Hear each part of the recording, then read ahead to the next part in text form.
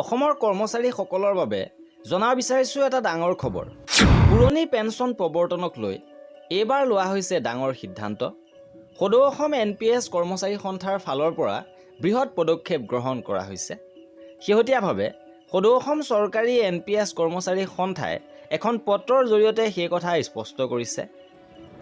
এই পত্ৰখন প্ৰেৰণ কৰিছে প্ৰতি মাননীয় সভাপতি সম্পাদক প্ৰধান, কেন্দ্ৰীয় বিষয়ববীয়া, মাননীয় সভাপতি সম্পাদক সমূহ জিলা আঞ্চলিক সমিতি, সদৌ অসম চৰকাৰী NPS কৰ্মচাৰী সন্থা। বিষয় পুৰণি পেঞ্চন ব্যৱস্থা পুনৰ বাহালৰ দাবীত অনশন কাৰ্যসূচীলৈ আমন্ত্ৰণ। সন্মান সহকাৰে জনাব বিচাৰিছোঁ যে ৰাজ্যৰ কৰ্মচাৰী সমাজৰ বাবে প্ৰযোজ্য NPS বাতিল কৰি OPS পুনৰ প্ৰতিষ্ঠাৰ দাবীত আৰম্ভ কৰা সংগ্ৰামৰ যাত্ৰাত অহা 7 মাৰ্চ 2026 তাৰিখে গুৱাহাটীৰ চচলৰ ধৰ্ণাস্থলীত সন্থাৰ দ্বাৰা এক অনশন কাৰ্যসূচী আয়োজন কৰা হৈছে।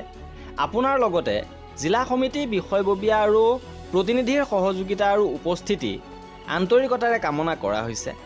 অসমৰ কৰ্মচাৰী সমাজৰ সুৰক্ষাৰ স্বাৰ্থত ঐক্যবদ্ধ সংগ্ৰামক আগুৱাই নিবলৈ আপোনালোকৰ উপস্থিতি আৰু দিহা পৰামৰ্শ আন্তৰিকতাৰে কামনা কৰিলোঁ। অৰ্থাৎ পুৰণি পেঞ্চন প্ৰৱৰ্তনৰ দাবীত পুনৰ 7 মাৰ্চত প্ৰতিবাদী কাৰ্যসূচী ল'বলৈ আগবাঢ়িছে সদৌ অসম চৰকাৰী NPS কৰ্মচাৰী সন্থা। আৰু এয়া আছিল আমাৰ এই ভিডিঅ'টোত। কৰ্মচাৰীসকলৰ সকলো খবৰ পাই থাকিবৰ বাবে আমাৰ চেনেলটো ছাবস্ক্ৰাইব কৰি ৰাখিব।